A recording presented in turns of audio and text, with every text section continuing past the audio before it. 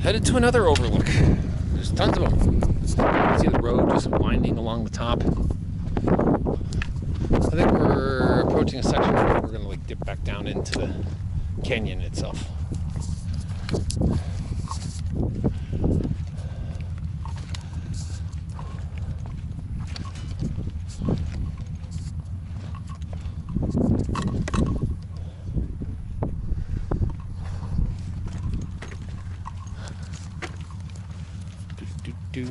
Walking the dog.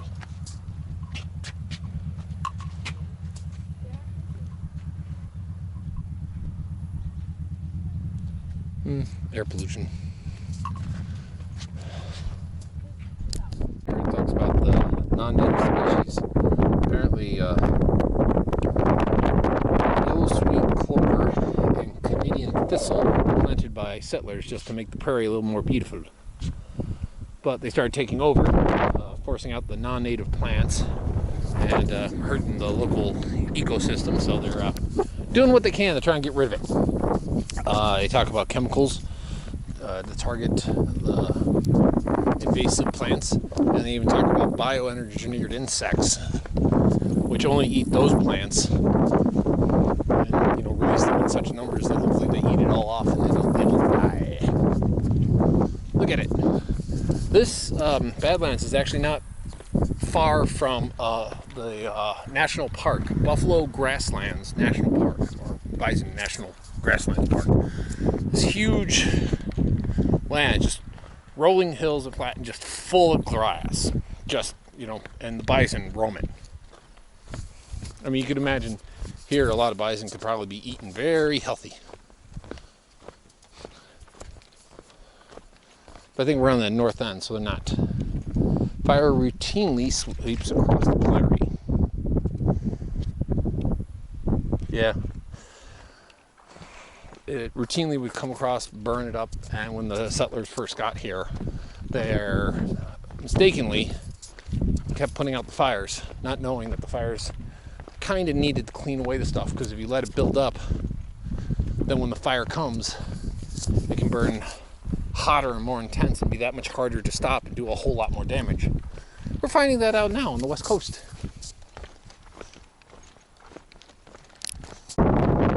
Burn Basin Overlook.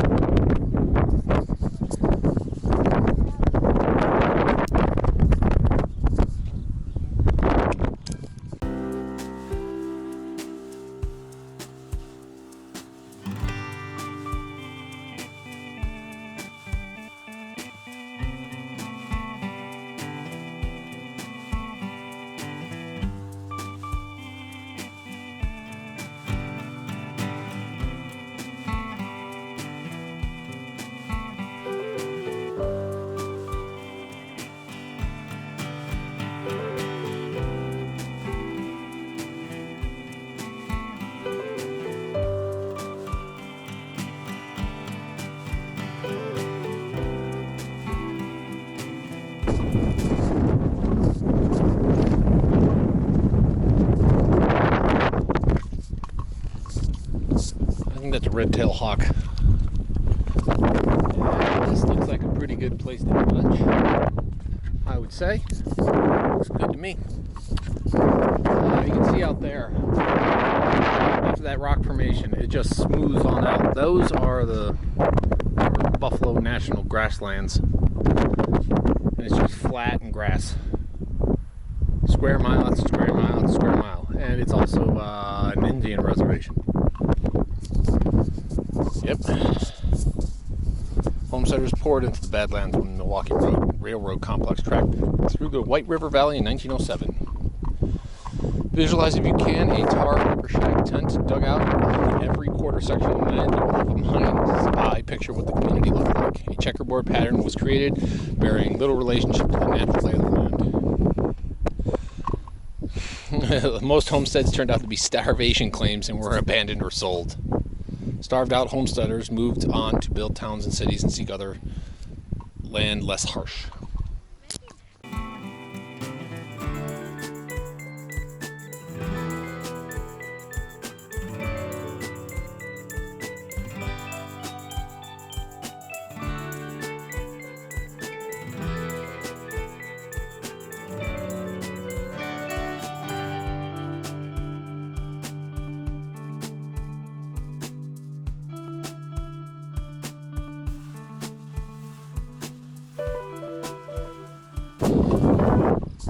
Another viewing area. Never really get tired of these.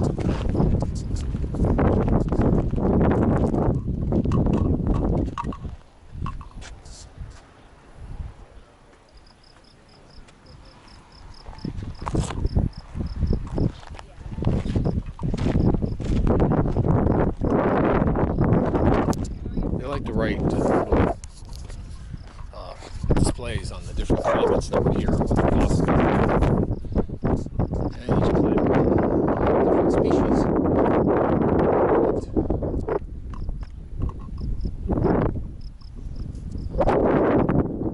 So you can see stop there, another way up there. Oh, scenic route. Doing a little bit more.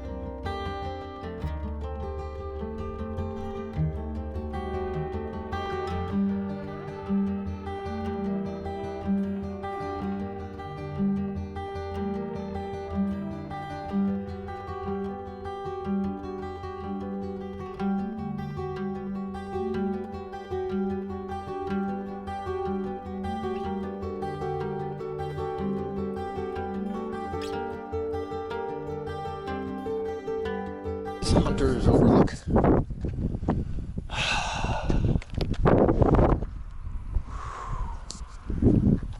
So nice. Look at the car. This is great.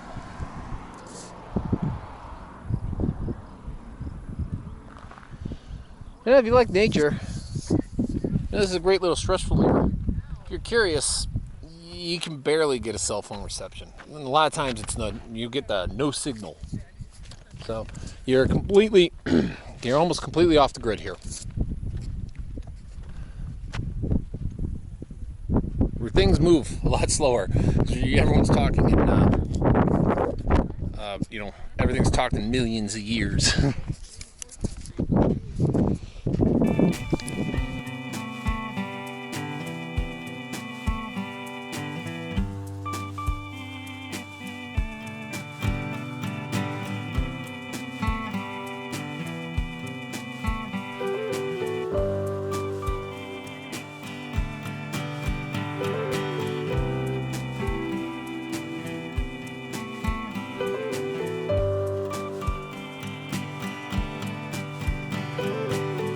By up there, this is something Maine that people want to see.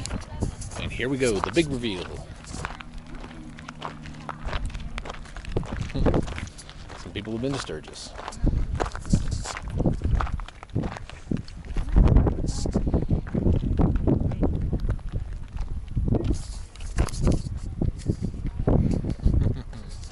Look at it all.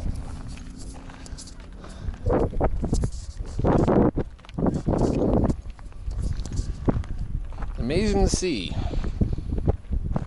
Native Americans liked this. The Lakota called it the White Hills because of the color. They also like to hunt here because you can hide up here, you know, and shoot down at buffalo and rams and whatever you're after. And there used to be tons of bison, which used to roam all this land. The Lakota moved into this area because they were forced west because other tribes pushed them out of their other land. So,